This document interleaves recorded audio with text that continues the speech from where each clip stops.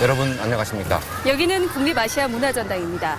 문화전당이 드디어 공개됐습니다. 공개 첫날의 모습을 이곳 현장에서 직접 전해드리겠습니다. 지금 이 시각 문화전당의 모습을 한눈에 보실 수 있도록 광주 MBC가 상공에 헬리캠을 띄웠습니다. 환하게 불을 밝힌 전당의 모습을 시청자 여러분도 확인하실 수 있을 겁니다. 국립아시아문화전당은 문화시설로는 국내 최대 규모입니다. 연면적이 16만 제곱미터가 넘습니다. 건물은 주로 지하에 배치하고 지상에는 공원과 광장을 조성한 독특한 구조입니다. 밝게 빛나는 네모난 채광창은 밤에는 실내의 불빛을 밖으로 내보내고 낮에는 햇빛을 건물 안으로 들여보내는 역할을 합니다. 문화전당을 설계한 건축가 우규승 씨는 이 아름다운 건축물에 빛의 숲이라는 이름을 붙였습니다. 5.18의 역사를 품고 있는 민주화의 성지는 이제 아시아의 문화 중심으로 거듭날 준비를 하고 있습니다. 광주의 빛이 아시아를 넘어 세계로 뻗어나가기를 기대하면서 오늘의 뉴스를 본격적으로 시작하겠습니다. 네, 국립아시아문화전당이 오늘 처음으로 손님들을 맞았습니다. 국내외 관람객들을 맞이했는데 그 반응이 궁금합니다. 김민정 기자가 취재했습니다. 처음으로 문을 연 빛의 숲이 시민 앞에 모습을 드러냈습니다. 10년간 기다려온 전당은 도심 속 녹지 공간과 드넓은 복합 문화시설을 시민들에게 한꺼번에 선사했습니다. 다양한 문화교류의 장을 꿈꾸는 문화전당이 초대한 첫 손님은 다문화가정과 외국인 유학생입니다. It's a quite interesting building and it's cool to see the different arts and the different artists. 첨단 기술과 결합된 문화전당이 보기 드문 새로운 시도라는 반응도 나왔습니다. But this is a very new museum. It's a very, I think it's a feel the future. 공식 개관에 앞선 부분 개관에서 문화전당은 민주평화교류원을 제외한 모든 시설과 야외 광장을 모두 일반에 공개합니다. 예술극장과 어린이문화원은 공연을, 정보원과 창조원은 근현대 아시아에 대한 기획전시 등을 펼치고 있습니다. 저희 컨텐츠가 지금까지 40% 정도 찼고요. 또 앞으로도 계속 보완해 나갈 거니까요. 11월까지는 완전히 채워서. 문화전당은 앞으로 공식 개관인 11월 말에서 12월 초까지 시범 운영을 거치며 부족한 콘텐츠와 부대 시설을 보강합니다. MBC 뉴스 김민정입니다. 문화전당 공개와 함께 다양한 콘텐츠들도 관람객들에게 첫 선을 보였습니다. 지금 예술극장에서는 개관 작품이 공연되고 있습니다. 현장 연결합니다. 송정훈 기자, 관객들이 많이 왔나요? 네, 지금 제 뒤로 보이는 건물이 문화전당 예술의 극장입니다. 이 공연장에서는 실크로드를 따라 인도로 수행에 나선 당나라 승려 이야기 공연이 진행 중에 있습니다. 250석 규모의 좌석이 모두 매진됐을 만큼 관객들의 관심이 매우 높습니다. 이 공연뿐만 아니라 오는 6일까지 문화전당 예술극장과 광주여고 체육관, CGI 센터 등에서 6개의 공연이 펼쳐집니다. 3개 공연이 모두 매진됐다고 하니까요. 사전에 문의를 하고 관람하는 게 좋을 것 같습니다. 어린이문화원에서도 풍성한 공연이 마련됐는데요. 지난해 문화전당 첫 공연으로 선보였던 부케티노 공연을 비롯해 다음 주말까지 11개 작품의 스토리 공연이 진행됩니다. 또 거리예술과 지역작가의 참여 공연도 어린이문화원 곳곳에서 진행됩니다. 전시작품도 풍성하게 관람할 수 있는데요. 문화창조원에서는 신화와 근대 비껴서다라는 주제로 영상물과 사진 등 50점 이상의 전시작품을 구경할 수 있습니다. 지금까지 아시아문화전당 예술극장에서 MBC 뉴스 송정근입니다.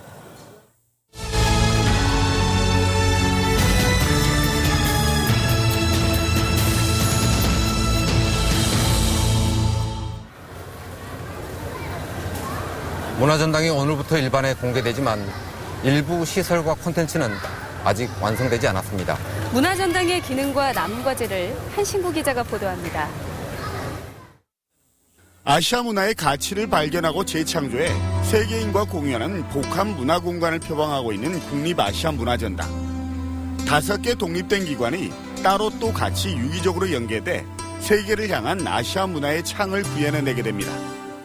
문화정보원에서 아시아의 문화를 수집하고 연구하면 문화창조원은 그 자료를 바탕으로 다양한 문화 콘텐츠를 창작하고 제작하게 됩니다.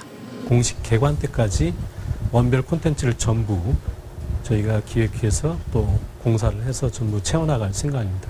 이렇게 만들어진 콘텐츠는 국내 공연 예술의 허브를 지향하는 예술극장에서 국내외 관광객에게 선보이게 됩니다.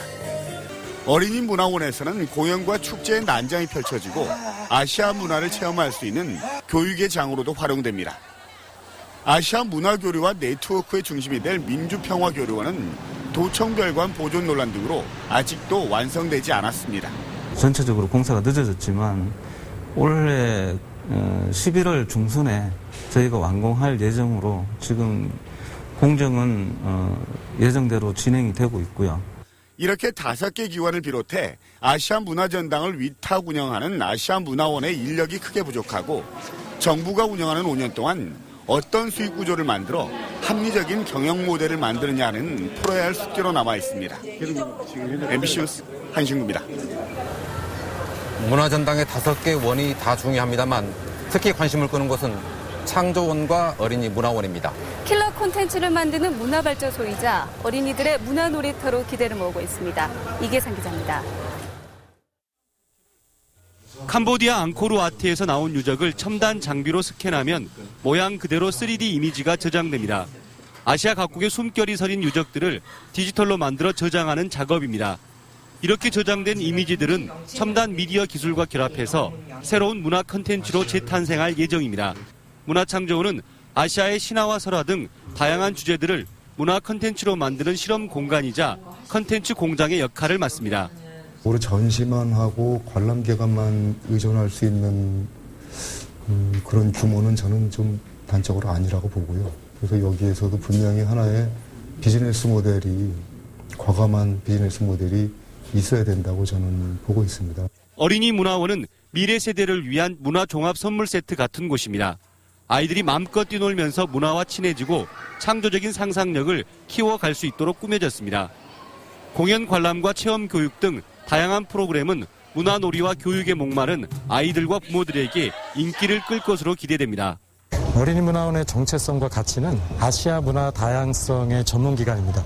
아시아에서 가장 중요한 자원이 다양한 스토리를 갖고 있다는 거고 그 스토리를 활용해서 어린이 문화원에서는 교육 프로그램, 공연 프로그램 또는 체험관 프로그램을 만드는데 문화 콘텐츠를 만들고 미래 세대를 키워간다는 점에서 아시아 문화전당의 지속 가능한 발전과도 맞물려 있습니다. MBC 뉴스 이계상입니다. 뉴스를 보면서 문화전당에 한번 가보고 싶다. 이렇게 생각하시는 분들도 아마 계실 겁니다. 네, 언제 어떻게 이용할 수 있는지 조혜성 기자가 설명해드립니다. 아시아 문화전당 건물을 둘러싼 광장이나 공원과 같은 5개 공간은 언제든지 이용이 가능합니다. 다만 문화광장 등 울타리 안쪽의 5개 공간은 밤 10시 이후부터 아침 8시까지 출입이 제한됩니다. 실내 공간도 콘텐츠가 준비된 곳에 한해 오늘부터 드나들 수 있습니다. 아시아 문화정보원과 문화창조원 전시는 당분간 무료로 관람할 수 있고 예술극장과 어린이 문화원은 공연에 따라 관람료가 책정됩니다. 유료 전시나 공연은 매달 마지막 수요일인 문화가 있는 날은 50%, 광주시민은 상시적으로 20% 할인되는 등 각종 할인 혜택이 주어집니다.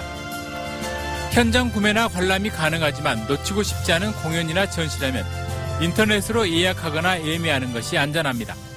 보다 안정적인 관람을 위해서 내가 이 시간에 보고 싶다. 그리고 혹시라도 이제 인원이 너무 차일 경우가 있을 수 있으니까 저희가 사전적으로 이런 조치를 해놓은 건데요. 워낙 넓어서 어디에 뭐가 있는지 모르겠다 싶으면 하루 3차례씩 진행하는 가이드 투어에 참여하는 게 좋은데 이 역시 사전에 신청해야 합니다.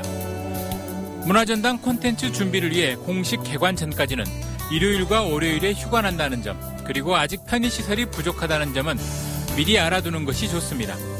MBC 뉴스 조윤성입니다.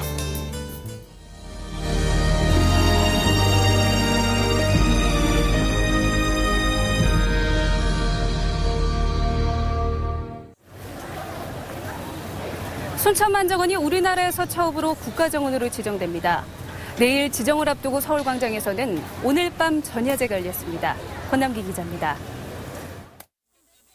흥겨운 농악놀이로 시작된 오늘 전야제엔 재경 순천향후회와 서울 시민 등이 참석했는데요. 내일 국내 첫 국가정원으로 지정될 순천만정원에 대한 축하 메시지가 지역 경계를 넘어 전국으로 전해졌습니다.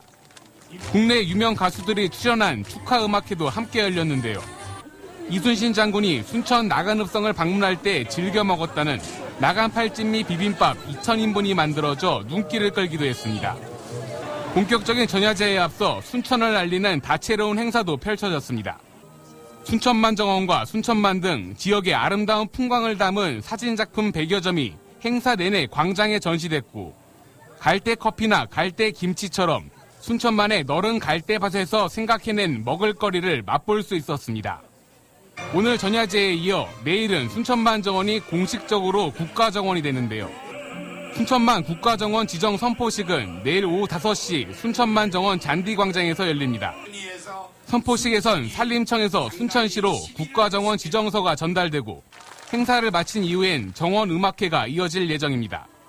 지금까지 서울광장에서 MBC 뉴스 권남기입니다. 한빛원전 운영 인력의 절반 이상이 비정규직인 것으로 나타났습니다. 한국수력원자력이 제출한 국정감사 자료에 따르면 한빛원전본부의 운영 인력 2,900여 명 가운데 비정규직은 1,500여 명으로 전체의 52%를 차지했습니다. 새정치민주연합 최원식 의원은 고용 불안이 원전의 안전에도 영향을 미칠 수 있다고 지적했습니다.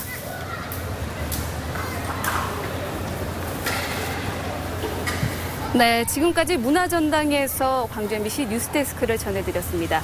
여기서 마치겠습니다. 시청해주신 여러분 고맙습니다.